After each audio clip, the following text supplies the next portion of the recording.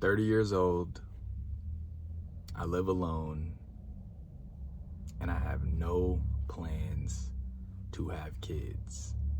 And I have a very small group of friends. And I remember when I was in my 20s, I remember being in my early 20s and thinking that 30 was so far off, and that, by the time I'm 30, I'm going to be doing this, I'm going to be doing that, and I'm going to be doing the third. And it doesn't feel like just yesterday I was having those thoughts, but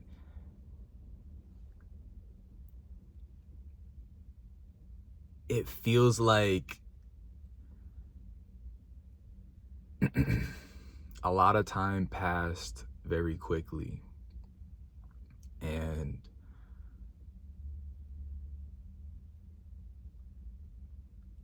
I've changed in many ways, but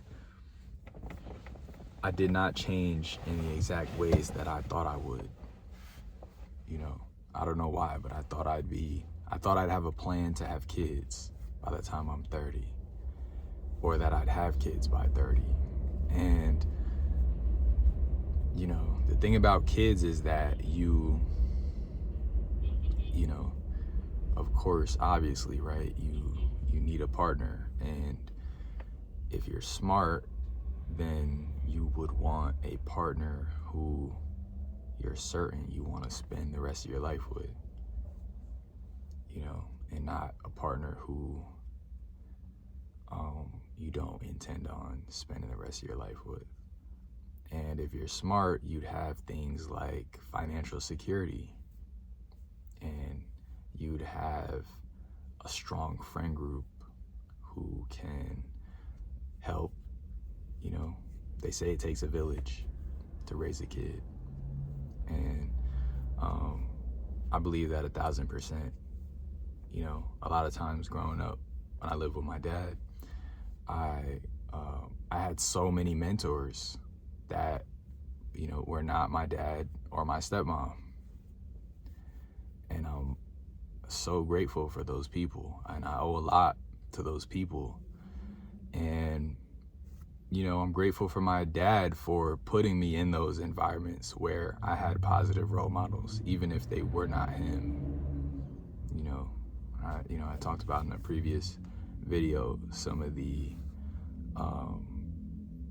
some of the bullying that I endured from my dad, and some people might say tough love or things like that, but I really did at times wonder if my dad even loved me, or if he, really cared about me. He was very abrasive at times, very abrasive. And he had a lot going on, he had a lot of things going on. And he suffered abuse as a kid, I remember him telling me about how his mom would, punish him when he got in trouble. And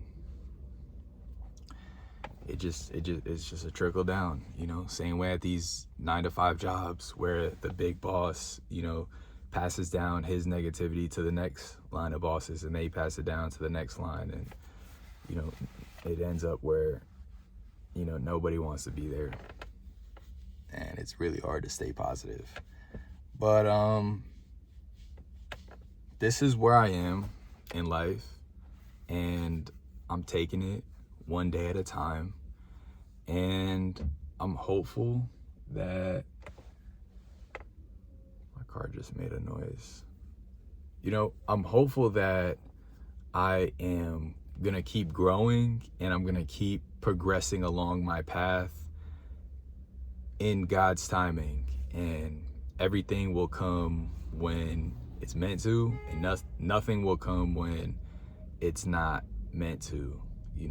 I truly believe that everything happens for a reason, and that thought kind of helps me push through times when I feel like I don't have enough time left, or I'm behind, like I'm behind in life. You know, I used to think, you know, as I was getting closer and closer to 30, I used to have these thoughts like, man, you know, like, damn, I'm 27 or I'm 28 and like, I'm not where I want to be yet. And, you know, we search on the internet and we look at social media and we look at TV and we see the best examples and we see the best version of people, and we don't necessarily see the struggles that certain people have had to get to the places where they've gotten to, right? We don't necessarily see the work that they had to put in to get to the place they've gotten to, or get to see exactly what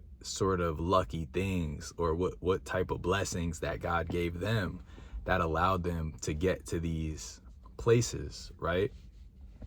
And or even, you know, some of the bad things some people had to do to get to certain places, right? People have a tendency to do whatever it takes to get money. You know, we're in a society where we uphold people with money. You know, we look at people with money as some,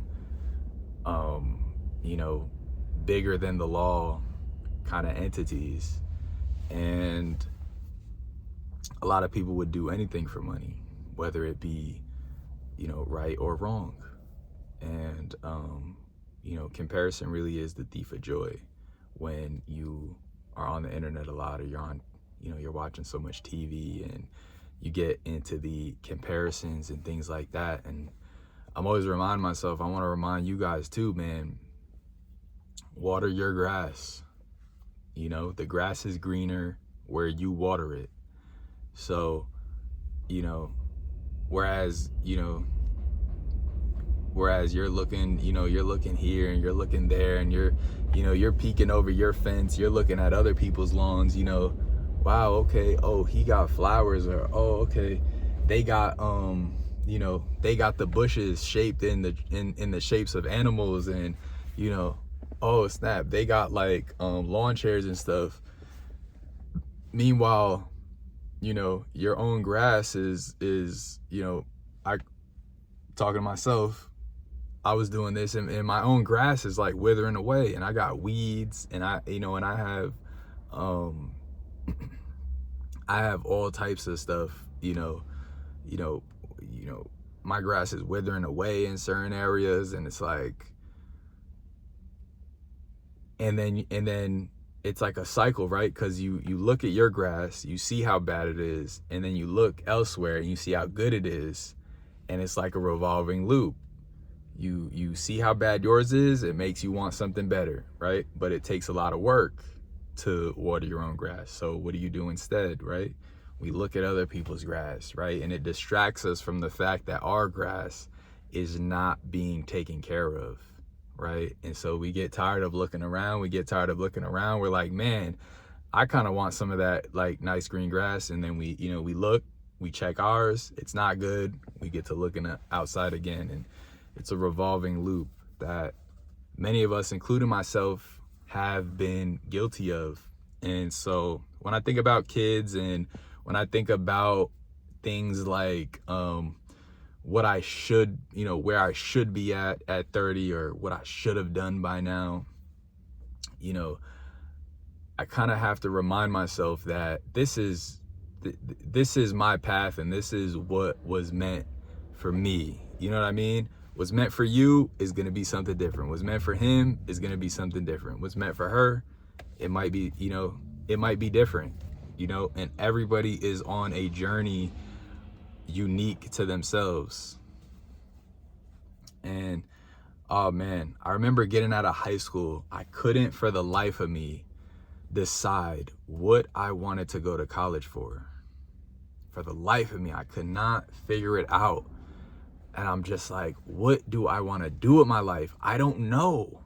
Like, and it used to eat me up inside.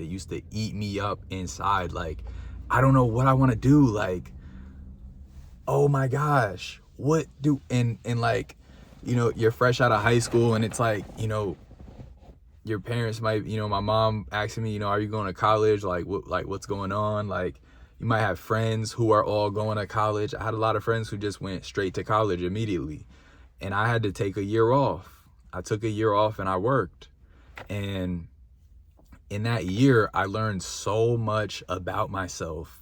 I got a job at an organic juice bar, and I got introduced to, oh man, this was God's timing, really, because I got introduced to, a natural, a very natural organic diet. And I got to drink the juices every day. And, and I got to deal with people who were more so health conscious. And I learned a lot from talking to these people. And that was a very formative year in my life. That first year out of high school, when I worked at that juice bar. It's called Westerly's Natural Market in Manhattan. I used to take the train there. It was an hour there and back. And, I would work there. I would, and I worked there with friends too. One of my friends had recommended me the job. That was my first job. And, super laid back environment, very calm, chill. It was in a nice area in Manhattan, and we had a tip jar, so we got tips on top of our regular pay. I forget the pay at that time. Maybe it was like $18, which was really good back then. Or maybe it was lower. Honestly, I don't remember. Maybe it was like 16, 17. This was a while ago, guys. I'm 30 now. So, it's a few years ago. Wow. I'm really 30 years old.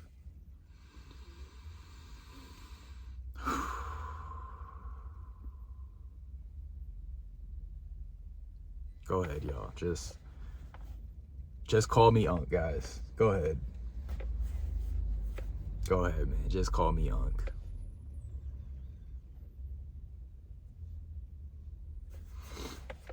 But I'm really grateful for that experience. I got to meet a lot of people, a lot of good people, and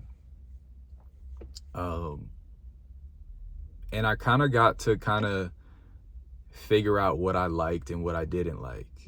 And I realized I really do like eating healthy.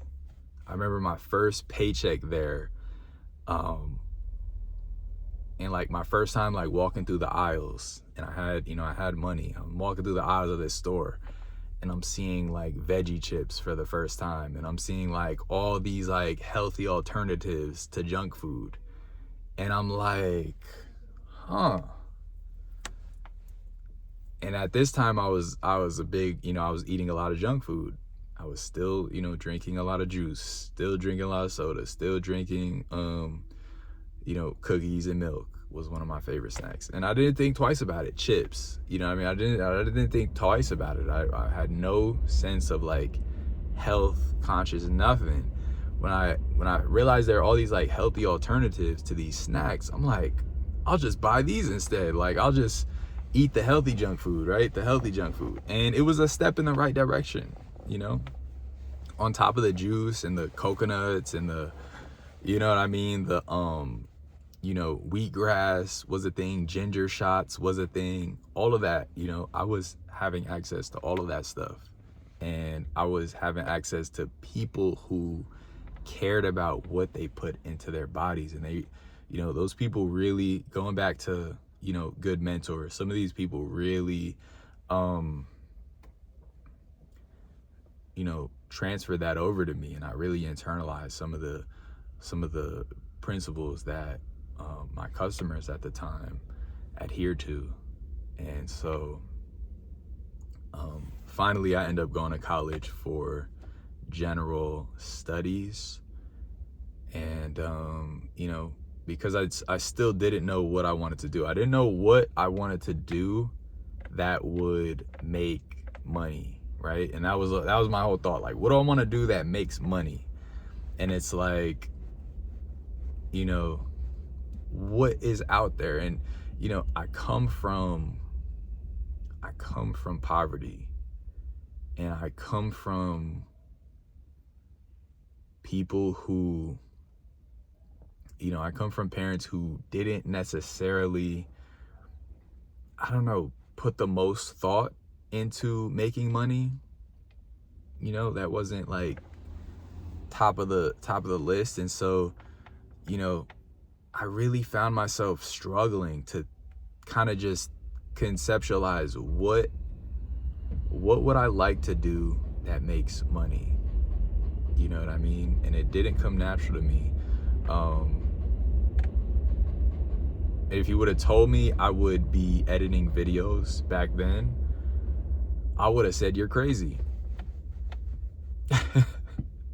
I would have said you're crazy. Like, what? I don't even have Instagram. Guys, I was on no social media out of high school. I was like anti-social media, if you can believe that. I was like, I don't want no Instagram. I don't want no YouTube. Like, I want to be a ghost. Like, I just want to be in person, like on some real, like, old school, just on some super old school activity. Like I wasn't on none of that. And, as the years go by and, I built my experience working different jobs. I told you guys about my 9-to-5 warehouse airport jobs that were some of the worst jobs I've ever worked, with some of the worst coworkers. I'll just say, like, some of the worst coworkers in management I've ever encountered. And then I've worked with entrepreneurs, and I've had good experiences, right, working with entrepreneurs. And I realized that, and then creative jobs, right, working with creative work, and I found a love for video and video editing, and that just stuck out to me as something that I started doing as a hobby because I was passionate about it, and I had a message that I wanted to deliver to people. And it became more than a passion. It became an obsession, to the point where I'm staying up all hours of the nights editing and watching tutorials, and to the point where I was able to leverage that skill and make that my career, and I pray that this is something that, never feels like work for me. I pray that it's something that stays fun and that I can always find the joy and the amazement in it. And they say when you love what you do, you never work a day in your life. And I really aspire to embody that. And I think that's a big step in, getting older and getting more mature. Finding that thing that you're really passionate about, whether it be, a hobby, or whether it be just a love that you have, and kind of incorporating it into your life in a major way. Whether it be making it your career, or just, making something out of it. You know what I mean? So that's always been important to me, at least. And I know I'm on the right track, and to those of you guys out there who are finding yourself getting older and not necessarily on the same path you kind of had in mind for yourself when you were younger, I want you guys to know that everything happens for a reason.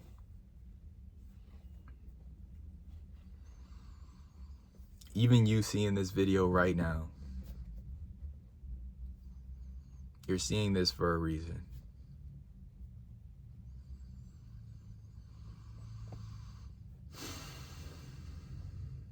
And I'm here to tell you that you're on the right track. Take your time, but take action. And trust the process. You know what you want to do deep down. And sometimes it's about blocking out the noise. You see, I have these AirPods on. I'm not listening to anything, but they're kind of like blocking out the noise of my environment a little bit.